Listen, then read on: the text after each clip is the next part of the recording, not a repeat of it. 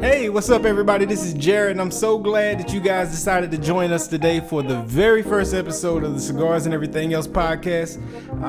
Appreciate you tuning in. Hopefully when you stop by, you'll find everything you were hoping to find in a podcast with us. We hope we can bring that to you. We hope we'll be your future choice of podcast when it comes to discussing cigars and everything else that comes with the conversation from two aficionados sitting down together. Now with that being said, please don't hold this very first episode against us. There will be a little background noise. I just have to warn you in advance so you know what to expect.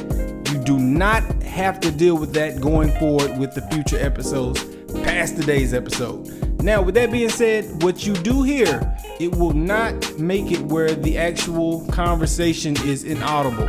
You'll be able to hear exactly what we discuss. Everything will be perfect. What happened was Denzel and Denzel is my partner on the show, he decided, hey, let's go smoke a cigar in the front yard for the first episode as we go over our conversation. Now, what we did not know was that the neighbor was going to come out and begin to do some weed eating. So that's picking up on the mic a little bit in the background. And then we catch a break from him after a couple minutes. And guess what? It starts to rain. The neighbor didn't know that either, apparently, when he decided to come out and cut his yard. But anyway, it did do a little bit of drizzle. So you're going to pick up a little bit of the drizzle in the background. It doesn't affect the actual show itself, but it is something that you'll notice. You won't have to deal with that anymore in the future. Sorry, guys, in advance. But with that being said, we hope you guys enjoy the show today. We do discuss everything on this cigar related to cigars, all the way from infusing your cigar, what makes a cigar smoker a true cigar smoker, an aficionado as we like to call it. We discuss the cigars that we're smoking and we give a breakdown throughout the entire podcast as we burn through the different thirds of our cigars. We discuss some of the drinks that we chose to pair our cigars with. We discuss our history with cigars, and we also discuss some of our least favorite cigars, and we learn a little bit of Denzel's history with cigars and that he has been claiming to dislike cigars that he actually doesn't know much about. Funny story. All right, and the bulk of the conversation will be about the music producers who landed on our personal Mount Rushmore list. That'll be our top 4 music producers. We discussed that. That'll be the bulk of the conversation. But like I said, we touch on a whole lot of different subjects. I hope you enjoy the show. I'm not going to continue to hold you up. We're going to go ahead and get into it now.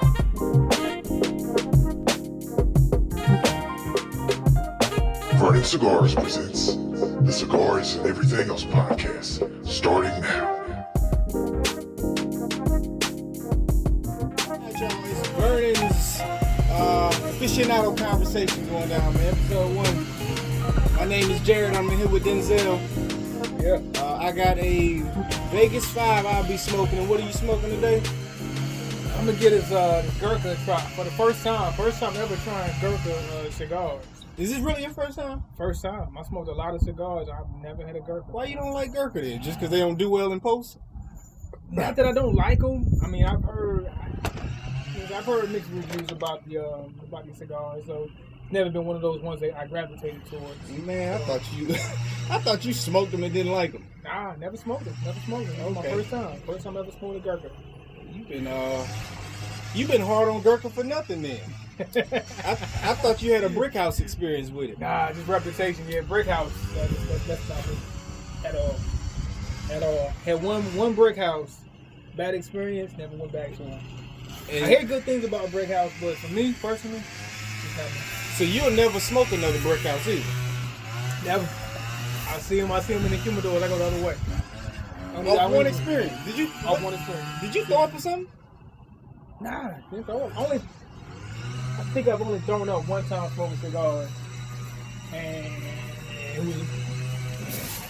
it wasn't one of those experiences that would deter me from that cigar ever again. I think it was a Mac Nudo. What was so bad about it? With the brick house? Yeah, the brick house. I don't think we ever. I mean, you told me you hated it, but I never even asked you why. I don't know if it was a bad cigar, but it was just one of the most unpleasant cigar smoking experiences I've ever had. For whatever reason, I don't know. Like taste wasn't it. From start to finish, like some cigars, like off gate when you taste them, they might not be the greatest, but then they transition and they improve throughout the smoke. That brick house has never improved. Like, just bitter from start to finish. I think I got down to the last third, and I was like, nah, Horrible. I'm done. Never went back to brick house ever again. Alright, so I'm trying to toast mine right now. I'm gonna need some food, so I have to fill that up later. This one's work? Yeah, it worked. Alright. Now, you know what cigar I had that you liked? I got it because of you, What's that? and I didn't like it, and I never went back and tried it again. What's that? You ain't tell me about that. I had to. It was Perdomo Champagne. Okay. Champagne. Okay. Champagne Perdomo. Okay. I did not like it. I'm going to be honest with you. I didn't like it either. You didn't. You don't know. I never said nothing about it. No, look. It's one of those cigars that came off nice in the beginning, Yeah. but had a bad finish, in my opinion. It was nice in the beginning. Yeah. Nice, good, creamy smoke, but just had a bad finish. So I probably, when I was smoking, I was like, man, this is a good cigar. Probably sent the picture to you, like, man, you got to pick one of these up. You Gave hyped the it too soon. recommendation. Huh? You hyped it up too soon. Too soon. I didn't get enough time. Like, a lot of times with cigars, you got to give them time to transition. And this That's true. time, you know, off gate, it was beautiful. Beautiful. Nice, rich, thick, creamy smoke. Nice and easy. But then towards the end, it went bad. I never went back to that champagne. Never did. This whole time, that was years ago. I've been thinking I was messed up for not liking that cigar this whole Nah, time. it wasn't just you, man. I thought it was stale. I'm like, maybe this was stale. I'm like, I hated that cigar. Like, Oh yeah, it wasn't just you. Had the same bad experience with it. I never went back to it. I smoked other Perdomo since, yeah. just not that one. I see that one in the humidor. That's one of the ones I look over. I hadn't even touched the I look brand over. since then. I was treating it like Brick House. I hadn't had one since then. Yeah. Yeah. So the other ones you had good experience with the other ones. Yeah. Okay. Yeah, they have some pretty good ones. That one in particular, not my favorite. I wouldn't go back to it. I haven't gone back to it. I don't recommend it, even though I did at that time. Starts off as a good smoke. It's not end up as a good smoke in my opinion. That's just me. They wasted a good name is what happened. Champagne. Champagne. You call something champagne. And it was all gold. Yeah. The wrapper was Golden, gold. It yeah. looked like it was going to be something special. Yeah, it looks miraculous off gate. You know, you high expectations just by the Yeah. presentation. So presentation, they got it on point. But the follow through, I guess the tobaccos they pick, Yeah. the fillers, whatever. Nah. Somebody got to take that name off of them. You just can't be walking around with the champagne cigar that sucks. Right? Yeah, that is true. All right, so you about to try out these dark fire spills Dark fire that can be purchased at Vernus.com, VernusCigars.com. Yes, The sir. dark fire cigar spills, Spanish cedar. It's gonna be your first time trying it out. Let's see what you think First of time it. rolling with the first time with the cedar spills. Well, this particular cedar spill. Yeah, that one. You used cedar spills in the past plenty of times. You know, that's the way I prefer to light my cigars. The first time using these dark fire cedar spills. So first time with these cedar spills and first time with Gurkha. So hopefully these cedar spills give these Gurkha good fair shake. You know what would have been good if Mm-hmm. you would have tried it with something you were familiar with. That's true. Yeah. But you know, this kind of makes it more of a adventure, I guess. Right, You know what right, I'm saying? We're gonna try two new things at the same time. Give both of them a fair shake. And see how it goes. I'm curious to see how this work out for you. We're gonna light this boy up. Not too much wind out here, so hopefully it stays lit. Just as I said, that wind picks Yeah. up. Timing is beautiful. There we go. I smell that cedar already. That smell good. Every time I smell that, I'm like, man, that smells good. You can pick up a little bit of the taste of the cedar in it too once you smoke with it. That's true. I mean, that's what I like about the cedar spills, like lighting the cedar spills. Because anytime you light your cigar with whatever you light with, you're gonna pick up Right. whatever aromas, whether it's that butane, you're gonna pick up the taste of the butane. Yeah. You're gonna pick up the taste of whatever lighter fluid you're using, whatever matches you're using, that wood, Right. that woody taste. You're gonna get that from the matches. And same thing is true for these cedar spills. So even with this wind blowing like it is a little bit, still lit. See the spill still going. Like you're gonna end up using a whole spill. Mm-hmm. Now I've got to the point I can light mine. One spill will give me 2 lights. 2 lights. Yeah, I can use it on 2 My cigars. cedar spill finally burnt out about halfway through. And how many you getting in a package? Ooh, you got me there. I think it's I don't forgot to count. Looks like about probably about 20 in here, maybe. It's a good number. So you're definitely gonna get a good amount of lights out of cedar spills. Yeah, those will cost you $19.99, $20. Definitely go to the website, check that out. Went ahead and grab mine. So look, let me ask you this. Couple guys I was hanging with recently were talking about infusing their own cigars. Have you ever done that? No, I haven't. No. Either dipping the end of it in whatever liquor you're gonna smoke it with, let that soak up in there. Actually, yes, I have done that. I was good friends with this older gentleman who recommended me to do that. I didn't know it was called infusing. Mm-hmm. But yeah, I've done that. Dipped in my whiskey. Yeah, how was it? So actually, it has a pretty good taste, good texture too. Just gives it another dimension to your taste. Right. You know, you're gonna get your oaky taste, your woody taste, your chocolate taste, whatever kind of tobacco flavors are coming off your smoke. You dip in your whiskey, you dip in your scotch, you're gonna get those notes as well. Whatever it is, and that just adds another dimension to your taste. Yeah, one of the guys was saying he does it with vanilla Crown Royal. Okay. He was talking about how it gives it that vanilla taste on the end of it also. I mean, like it's kind of like smoking a flavored cigar, but not in the same fashion, you know, because it's not going to be that sweet. I know a lot of people don't like sweet cigars, or they don't like those strong flavored cigars, but it gives you that feel of a flavored cigar with just the cheesiness of having a flavored cigar. Without the cheesiness of it. You know, it still keeps it raw. You know, you put some scotch on it, you put some cognac on it, some whiskey. You know, it keeps it bold. Yeah, you can feel respectable afterwards. You ain't gotta feel like it's not gonna dumb it down at all. It's gonna boost it up. A lot of those flavored cigars, they'll dumb it down some. Yeah. So other people can enjoy the cigars as well with the flavor, but it's gonna give a little bit more boost to it. So you ain't just gonna feel like a noob after smoking it. It's not gonna dumb it down. I've done it on several occasions. You know, and it just puts another dimension on your palate.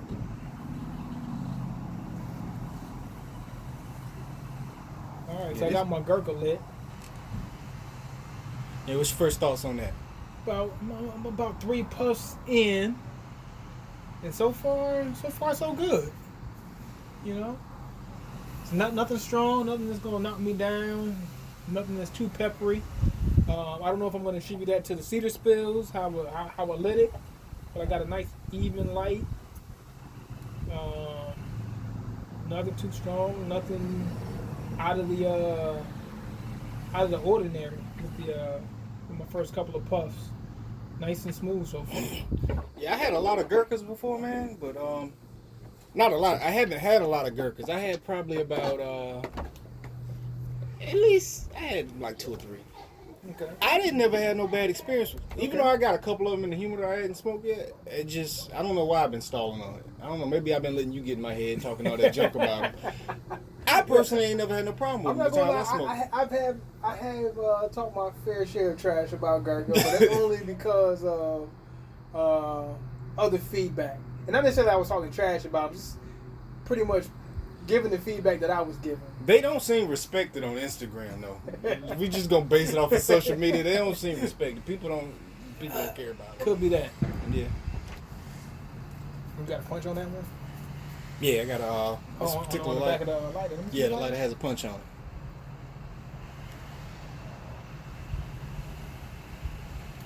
That was actually part of the gift set I got with the Gurkhas. What's the punch? Oh, right here. Nice. Okay. Yep. I like that. Yeah, I bought a couple options for us, man. I had my V cut here and my regular. Cuts, punch, straight cuts. Yep. What kind of cut do you usually prefer? I'm in a punch phase right now. I'm in a punch phase. You know what's this one thing I noticed? I go through phases too. Yeah. I go through phases. Sometimes like I go to a cigar bar or whatever. They ask me what kind of cut. For as long a period of time it was V cut. V cut. You can get that V cut. Yeah. And then at one point it became before then it was punch. Everything had to be punched. Now I'm just back to straight cut. Straight. Straight cut. Straight cut. Last cigar I smoked, I went to Rocky Patel Burn about, what was it, last week? Yeah, last week out there in Atlanta, right? Got a straight cut, yeah. Rocky Patel Burn in Atlanta. And I got a straight cut there. He asked me, he had every option available. For some reason, I just wanted the straight cut. Straight cut. Yeah, and I had the 55 you were telling me about, the Rocky Patel 55. Yeah, 55 is cool. Yeah. That's a smooth one. I was think, nice. in my opinion, so far, Rocky Patel's put a signature on that one. That's my favorite Rocky Patel at this point. Yeah. Before it was the Edge. The Edge was good. I hadn't had the Edge in years. That was my go-to for a long time. Yeah, the Edge was a good go-to cigar. And then it became the Royale from Rocky Patel. Mm-hmm. And now I'm on that 55. I'm on the 55. That's it. If I see that 55 in any humidor I walk into, picking one up. See, one of the guys I was with, he was kind of new, and he wanted to. He asked the guy inside the humidor what should he want. Now let me say this: we don't like when of course we don't like when people harass us inside the humidor and follow you around the whole time. No. In Burn, they didn't do that. It's Okay. one guy that you check out right there inside the humidor. It's a big walk-in humidor. Yeah. You check out inside. The guy offers his assistance. If you say no, he's good to go. Yeah, and in my opinion, that's how it should be at any cigar shop you go to, any cigar lounge you go to. Let the customer dictate whether they want assistance or not. Right. One thing I've learned when it comes to cigar culture, cigar life, we all come from different walks. We don't all look the same, Right. and that's one thing that brings us together under that common thread of enjoying fine cigars. Right. We all have different, you know what I'm saying? So you can't really see somebody and say this guy's a seasoned cigar smoker or he's new to the culture, Right. first time cigar smoker, whatever. So you got to give them that respect and let them, you know what I'm saying, offer your assistance. Yep. Say, hey, you want me to talk to you about cigars? Like, one thing I do hate about assistance in cigars, cigar shops, cigar humidors, is the assumption that, hey, this guy doesn't know what he's doing or what he's looking at. Right. And feel like you have to be burdened with somebody walking you through the humidor. I can't stand that. Yeah. A lot of times I was like going to a humidor, I like to browse. Whether I'm going to pick that cigar up and buy it at that point or not, I like to see what they have, what's available. Right, you might have know? something I've never seen before. Yeah. I just Yeah. want to see what's out there. I love cigars. Give me yeah. some time to look. Yeah. Like, Let me see. Hey, Rocky got something new. The Oliva brand got something new. I want to look through the humidor and feel comfortable and having the time to, take my time. It's like anybody go shopping for clothes. right, Women going shopping for shoes. They might want to try on 10 different pairs of shoes, even though they got the eye on buying just one. yeah. They want to get a feel for those shoes. They might want to see what this brand is putting out for this season. Yeah. What's new this season? Yeah. What's new for the fall line? It's You know, like let me check it out. Any person who loves to shop, same thing it is for cigar lovers. We love cigars and we like to browse and take a look and see what kind of cigars are out, what kind of cigars this cigar shop has versus what this cigar shop has. This one might become my favorite one because it has this, and that one. Might not have that one, but it got these other 10 ones that are my top 10. I could be determining if you're going to be my new spot. That might be why I'm browsing around. Absolutely. Even though I came for one particular cigar, I already know what my eyes on. Yeah. Like, Yeah. But leave me alone while I look at the rest of what you And got. honestly, when it comes down to it, 9 times out of 10, I already have in mind what I'm looking for Right. when I go to a cigar shop. Because my humidor keeps cigars, of course, in the humidor. Right. We all do. We keep our favorites in there, but then sometimes we just have, we might see a post somewhere, we might see an advertisement, we just have a feel for, I want this cigar, or just have a taste. Right. Man, let me get that Oliva 5, We go there, we look, we got our eyes on it, we find it, and then we want to see what else is out there. We might pick up something new. I might see that new legal provider, want to pick that one up too. Right. Or to keep my eyes on. I'm like, I'll come back and get that one next time I come out to the kitchen. You know what I'm saying? Right. Yeah.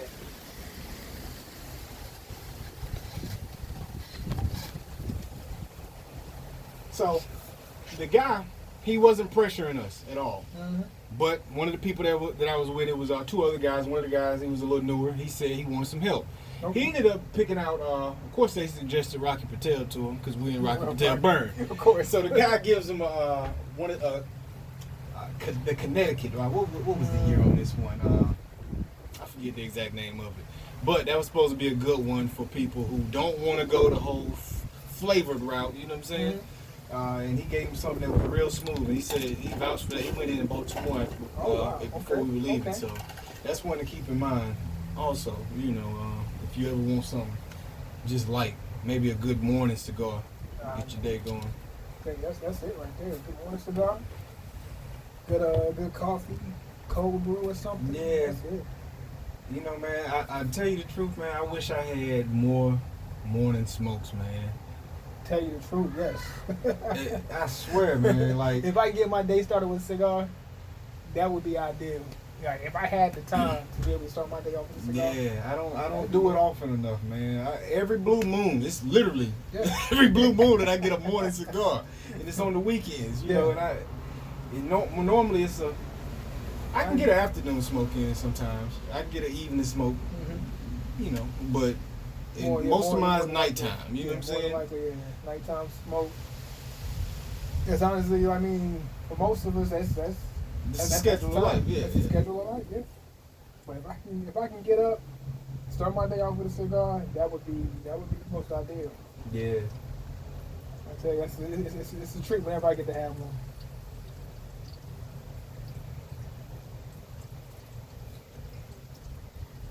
Alright, so we got these Gurkha burned down.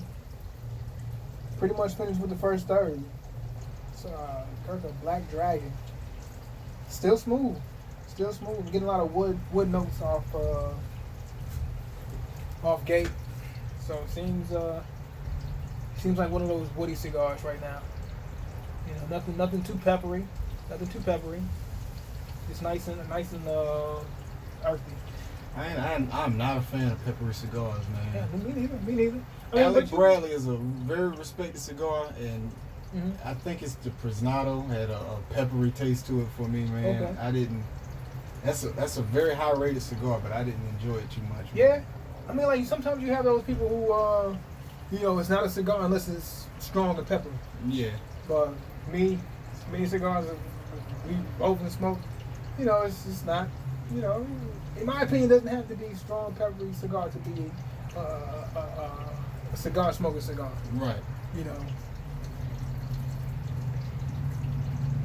Nah, I'm with you. So in your opinion, what makes a cigar smoking cigar a cigar smoking cigar? What do you look for? Okay, that's an interesting question. Now, I don't think that there's a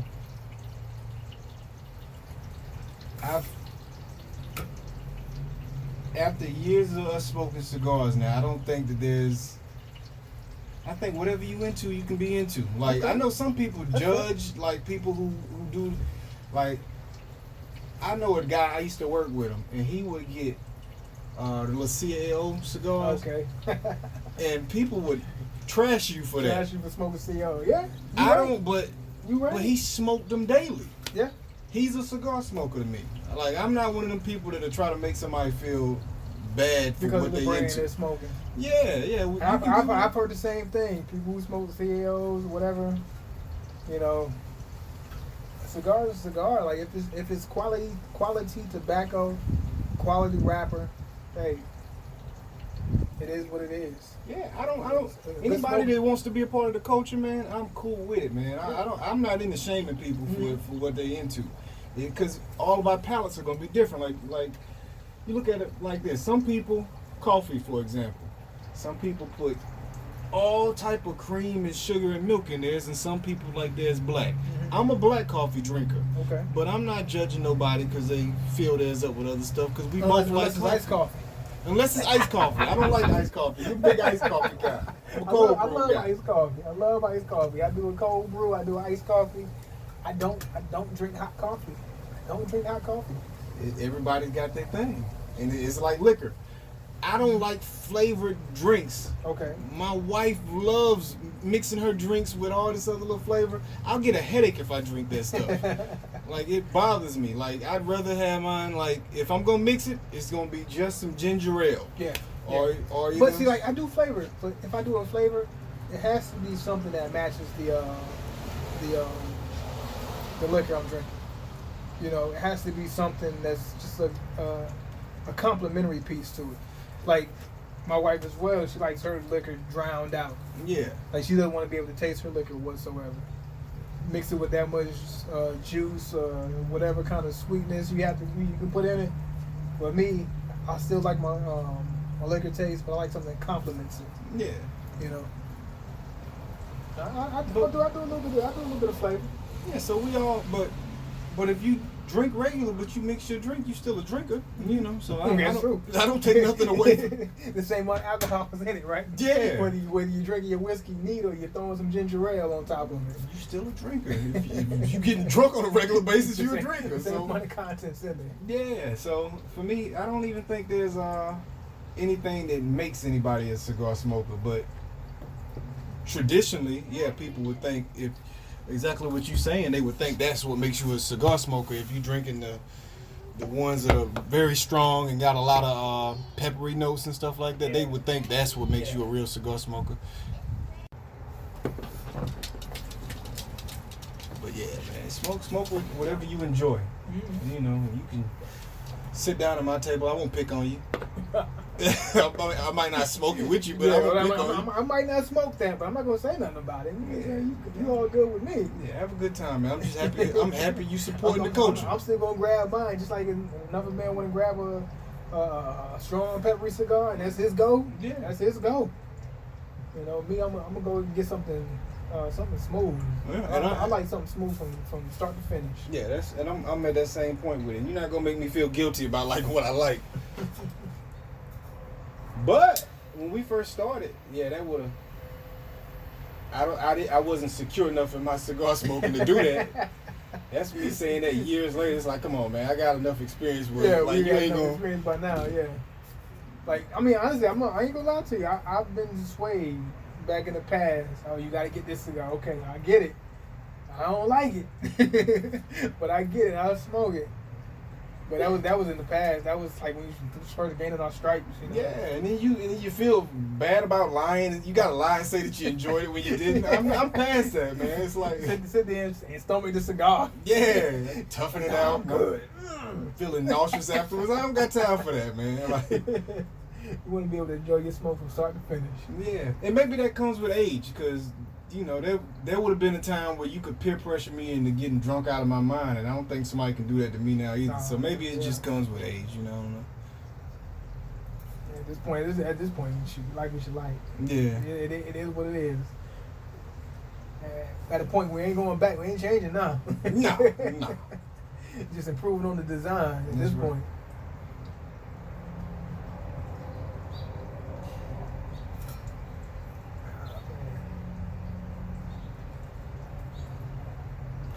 So look, we were having a music conversation earlier, and you were talking about we were making a comparison about Swizz Beatz and stuff. We were saying he was James Harden. We were saying we didn't like him. Comparing Swizz Beatz and James Harden.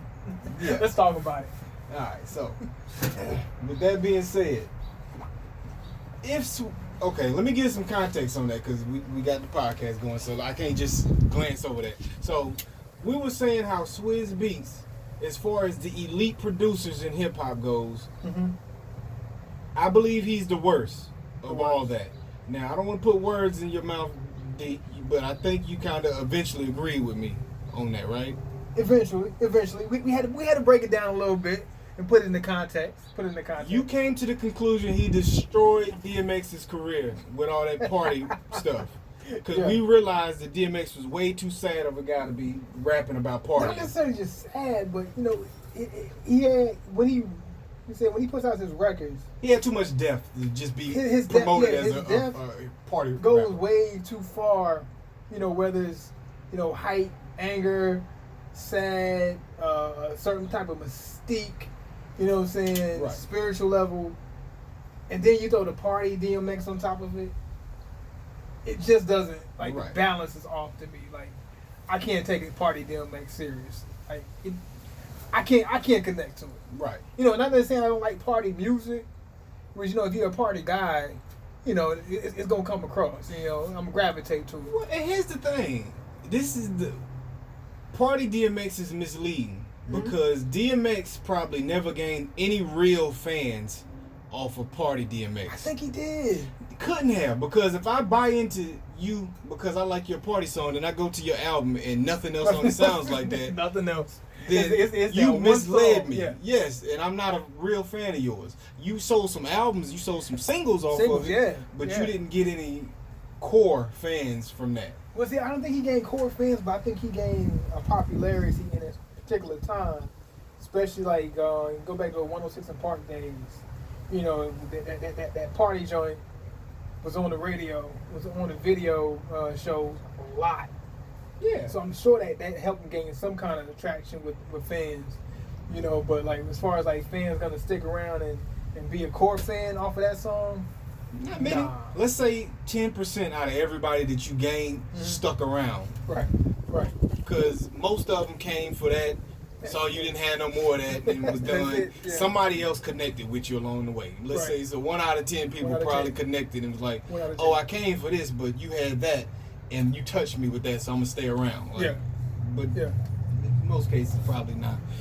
But I go back into the conversation to ask you, who's on your Mount Rushmore producers? Since we now have put Swizz, we put him at the worst.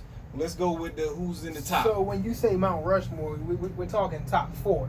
Yeah, just how they do the Mount Rushmore in basketball. They always say who's the Mount Rushmore, and they go All Kobe, time. they go Jordan, they go Magic and Now I LeBron have to or ask something. this: are we just talking hip hop, or are we talking about music in general? We talking about black music in general. Let's keep it to hip hop, and Keep it to then hip-hop. and then and then, and then expand on we can expand. We can go further than that if you want to. that. Okay. Matter of fact, interesting that you put it that way. Does any hip hop producers make your Mount Rushmore of overall producers? Absolutely. No, we got 4 spaces. Absolutely. I know Quincy's on your Mount Rushmore. Honestly, I'm gonna say no. Quincy's not. Quincy's not my Mount Rushmore. Prince is on your Mount Rushmore. As far as producers, or we talking about overall musicianship? No, producers. Prince would not be in my top. I'm gonna keep guessing. Smokey Robinson. I got you. You a Detroit native. I got you. You got a Detroit hat on. Oh man. Does Smokey Robinson make your Mount Rushmore? Because you talk about Smokey, you're not just talking about the records he produced for himself. You talk about the music he produced. He helped produce with Marvin, Temptation. Mm-hmm. I'm gonna have to put him in there. The work he did with Stevie, because you got to think he was around on all of that. He was one of the producers that was in the back producing, writing for artists. So I had to put Smokey on there. I gotta keep him in there. So if we're not just keeping it to hip hop, Smokey has to be in there. Smokey's in there. All right. Production. Who else as far as a producer? I'm gonna try to guess one more of yours. Okay. Okay, you already said no Rick. You said no Prince. I did ask you Rick James, right? No, he didn't ask me Rick James. Is Rick James in your top producer? Nah, in my opinion, I don't think he's had enough. He's not. He hasn't had enough that resonates with me personally. Babyface. Babyface, no.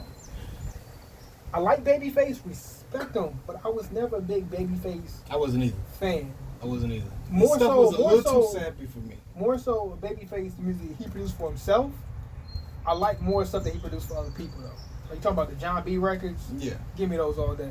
You talking about the stuff he produced for Tony Braxton? Give me those all day. I respect the stuff he did for Whitney Houston, all of that stuff. But Babyface overall just doesn't quite get there for me. Because for one, if you can't produce for yourself and make me like some stuff that you produce for yourself, then that speaks a lot to you as a producer. I got 2 more names I'm going to throw at you. Okay. Because we're going to slowly work our way into more modern music with this. Okay. Teddy Riley. That was one of the ones I was going to name. So Teddy's on your Mount Rushmore. But check this out. If you would have asked me maybe 2-3 months ago, I probably wouldn't have considered him. Okay. I learned a lot.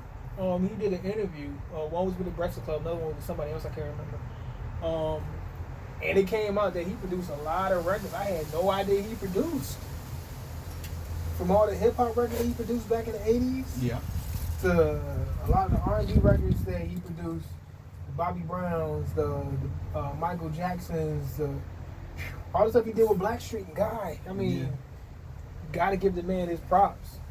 Got to give him his just due. Teddy Riley opened my eyes to say that man, he's a beast. He's a beast. Yeah. Teddy Riley would be on my Mount Rushmore. I don't think he gets enough respect, in my opinion. This Vegas this 5 Vegas is very smooth also, man. I know I hadn't spoken with my cigar. Okay. It's very smooth. It's smooth all the way through, All the man. way through? Yeah, it's a very good cigar. Hey, this Gurkha, I mean, like, so far, it might not be one of my go-tos because of flavor. Yeah. But as far as smoothness, if I want to say, okay, you put in a lineup with some other cigars that's not going to be smooth from start to finish, I'll pick up this Gurkha. You know? Yeah. Off of flavor, as the flavor's changing, doesn't have a lot of complexity and a lot of the flavors I want. Like, going into that second, third, I kind of want that creaminess, that cocoa coffee taste and stuff like that. It's not quite giving me that. It's staying with an earthy taste still. So this has a little bit of creaminess, but I'm gonna tell you where I messed up. I should have used the spill because I can taste some of the lighter fluid. And it's crazy how long that taste lasts too. Yes. Because one, like, it's the first thing that gets on your palate. Right. And once it's on your palate, it's on your palate. It's there. I've been spitting and trying to. It's there. Like, you know what I'm saying? So it's there. And maybe that's what helped this Gurkha out was the spills. So I ain't gonna say nothing bad about the Gurkha, but I mean, the spills definitely weren't anything that hindered it as well. Right. So, but yeah. So back to this Mount Rushmore. We're 2 out of 4 in. We got Smokey Robinson and Teddy Riley. Without a doubt. That's gonna put some heat on me now. Now I only got 2 more spots. You got 2 more spots, and I we know haven't even touched the hip hop yet. And I know Robert Kelly's on it. I'm putting pressure on you. Oh man, you putting the heat to the fire. Well, Is Robert Kelly on your Mount Rushmore producers? I can't say he's not. Can you deny the man? Can you deny it?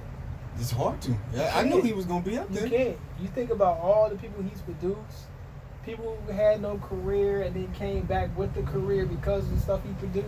How many decades has his career spanned now? Talking about 3 decades. 3 decades. Strong 3 decades. For anybody that was somebody, he did something. Yeah, so like we talk about a Teddy Riley who came in the early to mid 80s. How long did he stay strong? Mm-hmm. You know what I'm saying? Even as dynamic producer as he was, how much work he's put in. Give him what, maybe 15 years, a decade and a half? Yeah. Maybe that much? Are you going to talk him off your list? I'm not going to talk him off my list because the work that he's put in, you can't take. Okay. Like Michael Jordan had a shorter career than LeBron James. Right. But you don't take you don't take Michael Jordan off the list, or like Barry Sanders. You know what I'm saying? You don't take him off your top 3 running backs because he had a 10-year career. Right. And somebody else had a 15-year career. The numbers he put up was still the numbers he put up. Right. You know, and not saying that his career is over, but just saying that the impact. He lasted like strong into the early 2000s, late 90s. And with that basketball reference you just made, I want to compliment you for putting Smokey on your list because that's the equivalent to having Kareem on your list. Oh yeah. Because too often Kareem comes off, and Kareem got a strong case for being the best ever. Short.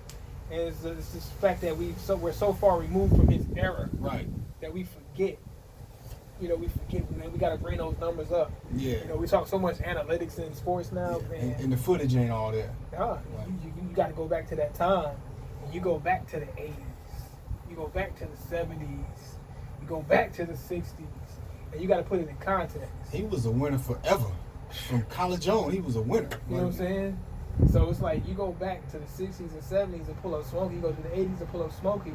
You know, even though Smokey's not the producer he was in the 70s as he was in the 90s, Right. you know, Smokey, you know, your career's gonna die down, your light's gonna die down at some point. Right. But you talk about 3 decades strong. You go back to that time, Smokey was a panty dropper. Yeah. The original panty dropper. You know, he was that guy. You know, and that's when you talk about these producers, you got to put them in context of their era. You know, you got to look at longevity, one that does incorporate. I'm not gonna say like longevity doesn't incorporate, and just you got to look at the numbers. But yeah, you do it over time, like R. Kelly. You know, 3 strong decades. Got to give it to him. Right. Got to give it to him. You know, and then we talked about a lot of artists. He did it for a lot of artists, and just like I talked about Babyface, and me saying he produced, in my opinion, he produced stronger work for other artists than he did for himself. R. Kelly did the same. He produced strong records for other people and produced a lot of strong records for himself. Yeah, R. Kelly did it equal. Yeah, he gave others the same type of heat he gave himself. Same. I mean, and then it can be argued either way too. You can be like, no, well, this record that he did was this, but now the record he did for this person was that, and then like you just keep climbing the ladder, and like each one outdoes itself, like right. one outdoes the other. It's like where does it ever end? And then like the fact that, in my opinion, just like Teddy Riley created a genre, mm-hmm. he's what do you call it? New Jack Swing. Right. In my opinion, even though R. Kelly doesn't have a name for the genre of R&B that he created, in my opinion, he created a genre. He changed the sound, and the sound is still got remnants of him in it today. Like just hip hop in general still has elements of R. Kelly in it, because R. Kelly was one of the first guys kind of doing that sing rap thing. Sing rap, yeah. You know, gotta give it to him, man. Gotta give it to him. And he created a whole new sound. That cats carrying on, and you're seeing like all of the artists now, especially the R&B, whether it's female and male, they're all children of his style. If you ask me. Yeah, they're all children of his style. They call Mary J the queen of hip hop and soul, but R. Kelly really jailed the two. You know what I'm saying? He jailed the two, and it's still jailed to this day because of his imprint. Yeah, when you talk about the king of that R&B and hip hop, that's him. That's him. All the way through, if you ask me. Yeah. You know. So now we got 3 out of 4, and we haven't even touched hip hop yet. All right, you put me in a scary position. Because to be fair, there are easily some people that could have popped on this list here. I'm not even gonna hold you to say this is your list a week from now. Like you have freedom in my world to switch it up, and I'll give you a pass because I know how. I can't hold this. I mean, when it comes to music is feeling, and one moment to the next, feeling can change, and you be like, nah, I connect with this more than I connect with that right now. Yeah. And then 2 weeks later, you connect with something else when you connect with something else. That's just the way it goes. But the position I put you in now is to be able to say one guy from hip hop reigns supreme over everybody else in hip hop. You in that position now because we down to one name. So now we like to walk them down. We like to walk down producers now. Where should we start? There's no way to avoid starting with Dr. Dre. Okay. Because I don't think that goes back to the Wrecking Crew. You know what I'm saying? So I don't think that there's a producer. All right, so to keep it fair, I don't know who else had a bigger name than that. So to keep it fair, let's walk through time. Let's do a timeline. The biggest producer from the '80s, biggest hip hop producer from the '80s. Would it be? We would probably say Dr. Dre. You can say late '80s, early '90s. We start getting to the early. I feel like I put people like your Pete Rocks and stuff, man, and premiering them in the early '90s in my boat. Maybe they started sooner than that. I don't remember them from sooner than that. So now I'm gonna say this, and hip hop heads are probably gonna kill me. But me being a hip hop head myself, I have to be fair as well. Now we're talking great producers, but now we're talking about all-time great producers. And even though we throw Pete Rock, Premier, Large Professor, those guys from the early 90s, can we talk about their longevity? No, you have to acknowledge their place. Those guys would be, okay, I don't want to insult nobody, but these guys are going to end up being the Larry Birds and the Isaiah Thomases Right. and the Charles Barkleys. That's why I had to be careful with my comment. Because we got to put them in their place. We got to say, hey, they were great for their era. This is how much I'm a Pistons fan through and through. I love Isaiah. Great for its era. But all time. Right.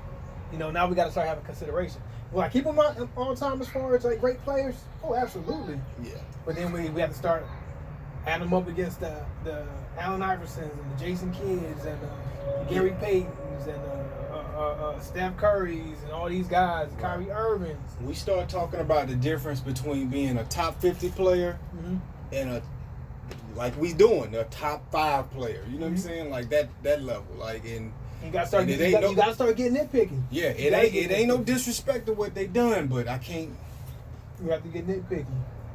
I can't put you there. You know what I'm saying? You had a good this year run. You know what I'm saying? This window run. So with that said, I got one spot only. And we're gonna put a hip hop guy in there. I can't put Large Professor in there. No. I can't put Premier in there. I can't put Pete Rock in there. Dr. Dre stays in this conversation, Dr. Dre right? stays in there. He stays in there. He You stays. gotta look at longevity. 80s, 90s, 2000s. Yeah. Still around. Dre can't come out of that conversation. Now I know some people they get there's this whole nitpicking over the definition of a producer, and Dre get a hard time over that because, like Scott Storch called him, he didn't play his own music. Well, he wasn't always the beat maker, but Dre, in my opinion, is the quintessential Producer. definition of a producer. He is. You know, he can get behind the drum pad, bang out some beats. He can compose a record. You know, he can do both of those. He can bring artists in, the right artists. You know what I'm saying? Right on tracks and Dre stuff like is that. getting his vision out, and he's using whatever resources to get my vision out. He's not just a beat maker. Right. And then he's not just a composer. He's not the piano man. He's not the piano man. Yeah. He can put a little bit in there. He can have a vision, have an idea and sound in his head, and he can make it come apart. And he's done it over time, and he's changed with the sound as well. Right. Throughout those times, and he stayed At a in high the level. conversation at a high level. Yeah. So does Dr. Dre? Is he one of my favorite producers ever? If you ask me, is he one of my favorites? He's not one of my favorites. He's not one of my favorites. Yeah, he's not one of my But do I have to give him consideration for a Mount Rushmore? He's got to be in the talk. He's got to be in the talk. Big time in the talk. Got to be in the talk. So like what I said, I've enjoyed more Pete Rock records, probably so. But then can I measure him up against Dr. Dre and say that he's outdone Dr. Dre? I can't. Yeah, I can't. I agree with that. All right, so now we're going early 90s, mid 90s to late 90s. Who we talking? We got to talk about go to the East Coast. We got to go back to the East. We already got who the man was from the West. Because we with what you said, that takes DJ Quick out. That's going to ride all the way through. That's going to ride from 80s all the way up for the West Coast, in my opinion. Dr. Dre, he got it on the West. He got it because we got to take Quick out. Quick can't be in the conversation. We can't take what's my other man that was over there? That was big from the West. It was Quick and it was big producer. He was down with Death Row also. Did production. I can't think of it now. Daz. Okay, yeah. You gotta take Daz out also. Daz Dillinger gotta come out also. And we're gonna go straight to the East Coast. And I think we gotta say nobody gonna wanna hear this. They're gonna wanna kick this out of the conversation. But we gotta say Sean Puffy Combs. Well, see now, And what was the name of their team? The Hitman or something like that. When Stevie and all them was down with him. Yeah. I think Hitman. The Hitman, I think. Yeah. But if you ask me, I think being a producer also comes with, can you create music too? Not just do you have an ear for music, but can you have create? Do you have the ability to create as well? Okay. So now you have somebody who has an ear to be able to put music together, but then you have somebody who has an ear to put music together, but they can also create music themselves. Okay. And with that being said, that takes Puffy out. That takes Puffy out. Because we gotta admit, Dre does know how to make a beat. He knows how to make a beat. He can make a beat. He can do it on his own if need be. He can do what Puffy does, but Puffy can't do what he does. True. Okay. So Puffy, with all his production credits, comes out of it. He goes out of it. So who else can we No bring? No disrespect to Puffy. No disrespect to Puffy. So who else do we have on the East? On the East. On the East. In the 90s. In the 90s.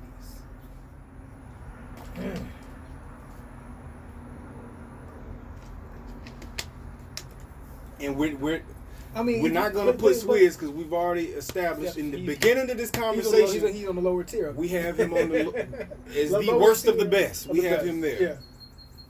But you know what? I would have to say that Puffy would be the number one on the East for the mid to late 90s. Yeah, he would be the number one producer for that era. So now we're gonna go down south. And that's also for everybody that may think that you want to include Eric Sermon. He doesn't make it for the same reason that all the other people didn't make it. All your Pete Rocks and him. Yeah. EPMD, much love, much respect. Don't make it. Don't make it. Havoc, you don't make it. Like, love you, but no. So we're gonna go down south now. Okay, because we're coming into the early 2000s. We gotta talk Jermaine Dupri. Yes, because he goes back to the 90s. He goes to the 90s. Early 90s, late 90s, along with 2000s, late 2000s. Yes. Yeah.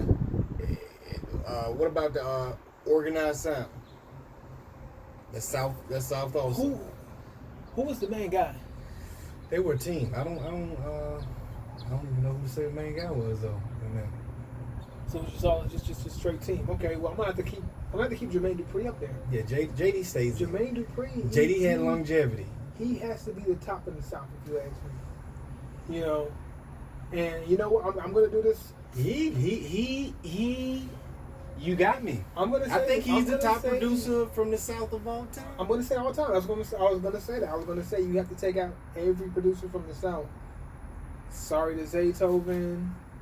Sorry to any other producer. Lil Jon had his run. Lil Jon. You had a good run. They had good runs. And same thing, they fall in that same category with Pete Rock and those guys. They had good runs, great music they produced at that time in their era. But when you talk about all time, you got to give it Jermaine Dupri. Right. And the fact that he has the ability to go, he can make the beat himself, he can coordinate, he can compose. He has worked with other producers, like what's the guy's name? Who does Michael the R&B? Cox. Michael Cox. Michael Cox. Yeah. You know, to do the R&B joints, the Usher, the Jagged Edge, to be able to do hip hop records, all the way to little Bow Wows and stuff. I mean, gotta give him props for that. Hey, Jay-Z, money. Hey, Bow Wow put up numbers, so yeah. Jermaine Dupri put up numbers with Bow Wow. He's done it. The So Def All Stars. Gotta give it to him. He's the mastermind behind all of those sounds. So now we gotta go Midwest. Does anybody make the list from the Midwest? We got Jay Dilla. Oh yeah. That Midwest. Yeah.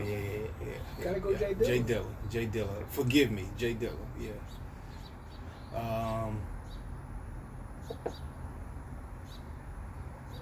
Damn, is Dilla it though? I feel like I'm missing somebody from the Midwest.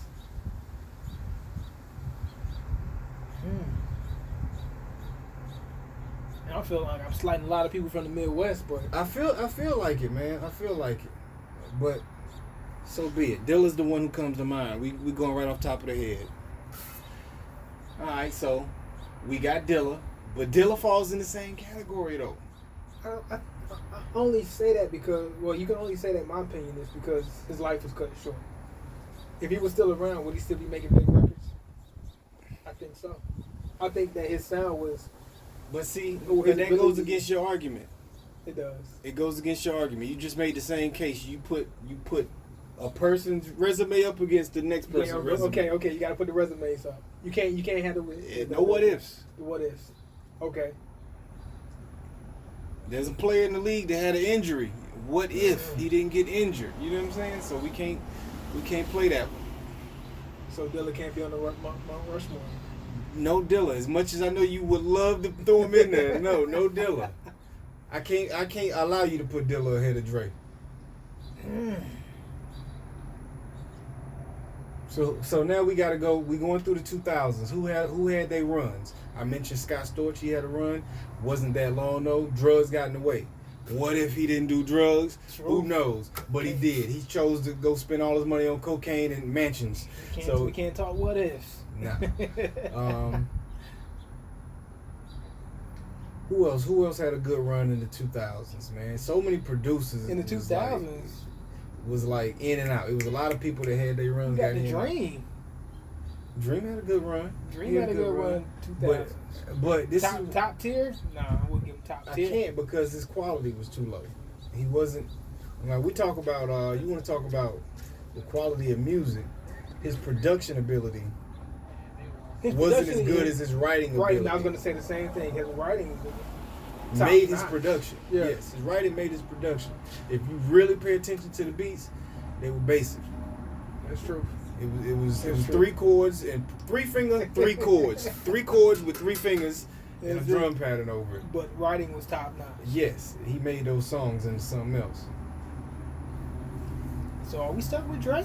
I think Dre's got it.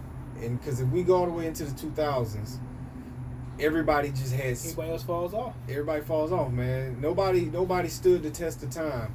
All these people had their year run. Somebody would get hot for a year, fall off. Nobody really. Like the way that Jay-Z ran with the torch and had a run. Mm-hmm. And then Wayne took over and ran with the torch and had a run. Now Drake has had probably the longest run out of everybody in rap as far as rappers go. Yeah. No hip-hop, no producers have done it in hip-hop that had a better run than Drake. But here's what Drake hurt himself, though, is he started getting involved in so much other stuff that he didn't care about the music after the G Unit run. He gave up on producing. Like even then, he still produced, and cats can still tag a Dre and say, "Hey, I want you to produce this record," and he would still come in and be able to. Hold on, man. Hold on. We are messed up, man. How did we, dude? We're being unfair, man. We messed up big time. Ooh. Big time. Okay. We talked about the South, producers in the South. Okay.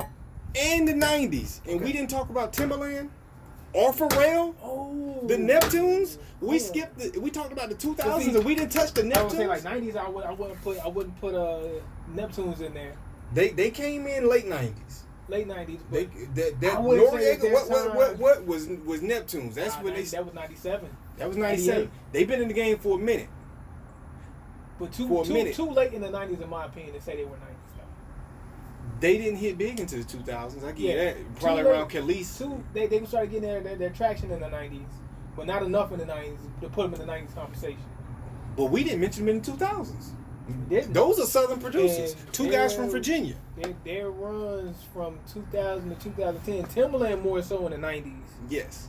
Than Pharrell, because you got to talk about 96. You got to talk about the Leah record. You got to talk about the Missy record. He changed the sound of music, and we didn't talk about him. Right. You are right.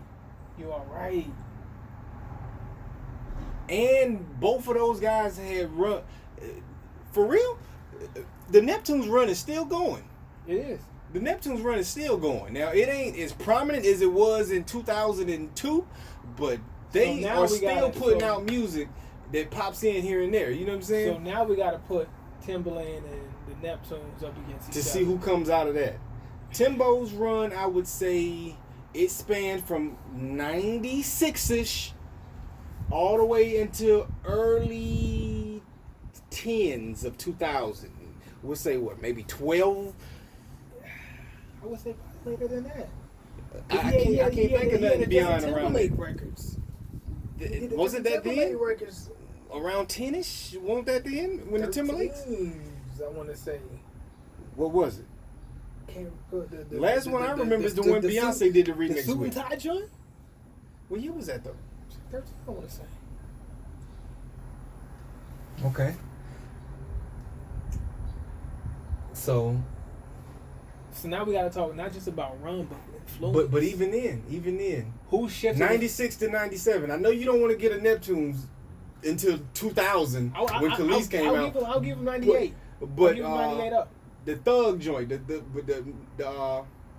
my man Noriega, the Thug song, what? Yeah. That was 97. Okay. That was 97. So was that enough to say that okay? They were on the map. They were on the map. But you gotta talk about all the stuff that Timberland did in the 90s. That holds no candle, puts no light. It does not. But what I'm saying is, if Timberland's had a bulk of the work, if he was on fire in the 90s, and then his flame slowly starts dwindling, and they flame started light, and then they went on fire at a later time, and I would, if I had to say, the Neptunes are hotter now than Timberland is now, because the Neptunes had songs with Future on the radio as recent as three years ago. That's true. Lemonade was what, a year or two ago with Rihanna. That's true. What's the song? The Migos. Is a Neptune song. Right. Stir Fry. Neptunes. Right. So the Neptunes run is on a lot hotter. Okay. Than what you get what I'm saying? So they started colder than Tim when Tim was hot, but now Timberland 95 till about, I would say, you said 13. I would have to give it to Timberland. Because only reason I'm gonna say this too, I think Timberland's done more numbers. I don't know for sure. I ain't got the numbers in front of me, but from my perspective, I think Timberland's done more numbers. I mean, Pharrell's done some Timberlake records too. I don't know about numbers, man. That's a tough argument to make, boy. Them I'm between the two, they done put up some numbers. I'm not including Happy and all that stuff. Whoo, Happy? Happy is still in movies today. They still bring that out for the movies. I took my son to one of the little playground areas, and when Happy came on, the kids went crazy. In 2019. I think Timberland shifted music more so than the Neptunes did. Did he? That's a tough one because they so close to each other. Now I'm just challenging you because I'm not in defense of either one, but I would have challenged you either way because it's such a close argument. Okay, well, we're gonna say this though. I might have to put JD in the Mount Rushmore. Even when we talk about Timberland in the South and all this stuff, I'm going back to overall records because we talked Timberland and we talked about Confessions was sold more than everybody. Like, you know what I'm saying? But Mariah Carey joints. Yes. Come on now. It's like I don't want to put JD in when I start thinking about Timberland and Neptunes because personal preference reasons. Yeah. But if I'm being fair, it's hard to. We taking resume and holding resume against resumes. I mean, I think we found the Mount Rushmore hip hop though with them four: JD, Dre, Timberland, Neptunes. That's probably the Mount Rushmore hip hop. That's probably Mount Rushmore hip hop. So which one of those four would you take down and put in the? Who's Jordan out of those four? Who is Jordan out of those four? That's what it comes down to.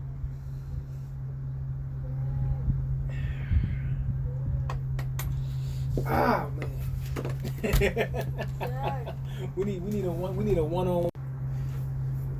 We in the last portion of that Gurkha also, man. Sorry to change subjects on you, but because we're gonna need a moment to think this through, man. On this let me relight my cigar so I can get my thoughts together.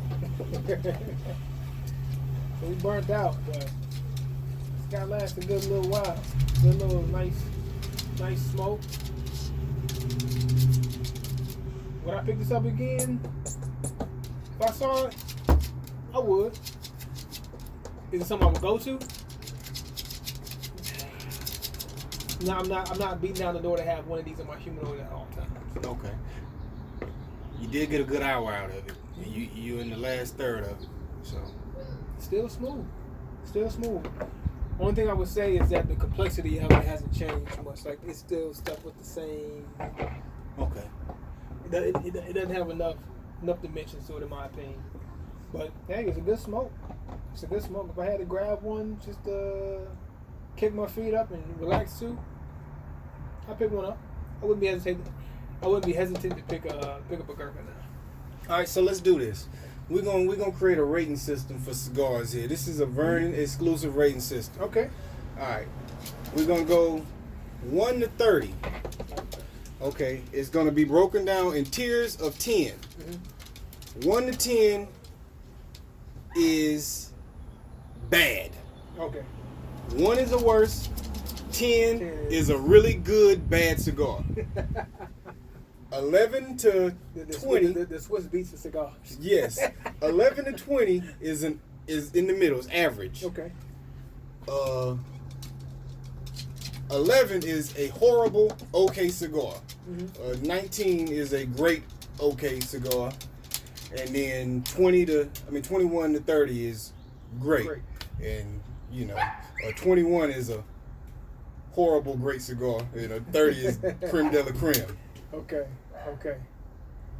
And you want me to rate this cigar? Where does this rate 1 to 30? 1 to 30. All right. I've had some really good cigars where you smoke the cigar, get halfway through, and you. Oh, as a matter of fact, what tier does it fall in first? We'll start there. I would say we fall in that mid tier. Mid tier. That 10 to 20. I wouldn't quite say it's a great cigar. Is it something that I would look at and like never again? No. So I wouldn't put it in that bottom tier, but I wouldn't put it in that top tier if I saw it, my eyes light up. Like I smoked a Liga Privada T52 a couple weeks ago.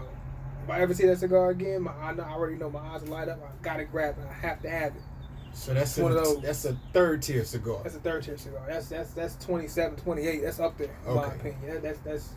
That one was a good cigar from start to finish. I'm like, man, this is a good one. So you're looking at around 15-ish with this type of cigar. I would edge it out at 16, 17 probably. 16, 17. Okay. A little better than average. A little better than average. Now, is it still because of the name? Gurkha that's kind of anchoring it down? That I know I'm smoking a Gurkha? Put another band on it and tell me it's a Rocky or tell me it's an Oliva and what I think differently of it? I don't know. Was it any different once you relit without the spill this time? Is it any different just going straight torch? Not necessarily. Not necessarily. I can't say, because anytime you relight a cigar, of course, it's not going to be the same. Right. Off gate, but no. It didn't hurt it for you. It didn't hurt it. Not in my opinion, it didn't hurt it. So I would say it lands about a 16, 17, just a little bit above that mid range. What'd you have to drink with that?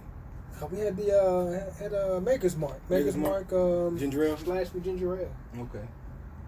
So that's one of my go-tos. One of your go-tos too. Yeah, I love that. But you had that white Hennessy today, and you let me taste that, and that was good straight. It wasn't even cold. Yeah. I had it hot, a little bit in the cup, and I enjoyed that. Yeah, all you need is a splash of that. Yeah, that was good. I can do that. A splash. That's one thing I like about the pure white is, even if you splash it with something to mix it with, or you drink it straight, all you need is a splash. There's not a lot of drinks you can do that with either. Oh no, not at all. Just take it hot and just start drinking it. That's a good drink, man, for that reason. But can't get that in America, can you? No, man. I had to pick that up in the airport coming from Aruba. So anytime you're out of the country, Caribbean or whatever, they got it. Grab some white Hennessy. Grab it while you can. How much did it cost you?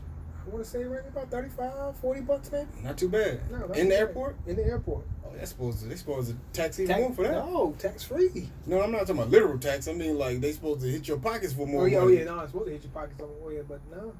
Yeah, I can't get a sandwich in the airport for under $10. You bought a bottle of liquor for $30. Like, those American airports, everything ran up. Oh yeah. Capitalist society, we got to make money out here, right, so we're gonna go ahead and get ready to bring the podcast to an end. We have to leave with an answer. We looking for Jordan. We can't leave him hanging. Who is Jordan? And then we gonna end it on that note. Jordan Of hip hop production. Hip hop production. It's narrowed down to, and we're talking just hip hop, not including R&B. kind of combination. All these guys have dabbled in both sides. That's gonna mix it up a little bit. That makes it harder. Why? Because you already got R. Kelly up there. No, I'm just saying because all the other producers are R&B actually. Yeah, I mean like your Pharrells, your Timbalands, your original three that's already on Mount Rushmore waiting. Okay. We already got. Let's go over your original list. We already got Smokey Robinson. In there. We already have Teddy Riley. Teddy Riley's in there. We have R. Kelly. R. Kelly's and we waiting for a fourth person. I'm gonna do this. Where's Teddy from, real quick? He's from Virginia. That's right. He's from Virginia. So we got two guys from the Midwest, one guy from the South, and it looks like it's gonna be a second member coming from the South because everybody. Well, no, let me take that back because Dre's from Cali, so I don't want to exclude him yet. We got to narrow down to Timbaland. We got to narrow down to the Neptunes, Dr. Dre, and Jermaine Dupri. Who's coming out of hip hop to reach the Mount Rushmore of producers? Now I'm gonna have to put personal preference in it. Go ahead, straight from the heart. And I hate to do this. I hate to do it. I was trying to keep it just based off. I know it was gonna be already based off personal preference. But go ahead, let's hear it. And keep my personal preference out of it, but just to edge out one from the other one because they're all so close. I'm gonna have to get another Timbaland. Timbaland, I thought you were gonna say Jermaine Dupri. I want to say Jermaine Dupri, but I have to talk about shifting the culture. Shifting the culture, I think Timbaland shifted the culture just a little more. You talk about the sound, choppy. Nobody else has ever been able to do what he's done for production, as far as the sound of it. That's the truth. As weird as the Neptune sound is, I don't think nobody's been able to emulate the Timbaland sound. Yeah, I don't think so either. I mean, same thing with Neptune. I don't think anybody's been able to emulate their sound either. But I think as far as the way Timbaland shifted hip hop culture, I have to give him the nod more so than anything. Do I like more records that Jermaine Dupri has produced? From your Mariah Careys and Escapes and Jagged Edge and all them guys? Yeah. Personally, yeah. But I gotta give it to Timbaland just for the way he shifted the culture from 2000s, from mid-90s to early 2010s. Yeah. And I'll say this. I think, in my personal opinion, I'm okay with the Timbaland answer because I think Timbaland is, and you may not agree with this, but I think Timbaland is the more talented producer as far as just the beats itself. Okay. The beats itself. Okay. You know what I'm saying? Okay. Like, especially because the Neptunes and the Timbaland both had that weird sound. Mm-hmm. I think Timbaland's beats were overall better produced beats, just the sound of them. Like, Neptune's got a lot of little weird, choppy little sounds, and they come together well. Yes. I think Jermaine Dupri, and this is the nod that we give to producers, that even though he does produce a lot of the stuff himself, but he does incorporate a lot of other musicians to be able to do what they do. Yes. As far as Timbaland is the way he constructs, I think he's more hands-on. More hands-on with his particular sound. Yes. And that's why I have to give it to him. And that may be my bias of why I agree with that. You know what I'm saying? Mm-hmm. Because I'm going to give you the nod for you did it yourself. You know what I'm saying? I know it kind of goes against what we're saying, but it's getting tough. You got to look for something to pass it to. Yeah, it get the argument, between... We're getting nitpicky. You got to get nitpicky, man. And I think he overall was his music is better produced. If I'm going to be nitpicky. As hard as that is to say. Yeah. But anyway, that wraps up today's episode of Vernon's Cigars. First episode of Aficionado Convo, man. We'll call it that for now. Maybe it'll be something else down the line. Don't hold us to that title. Anyway, man, we'll get in touch with you guys later. Peace.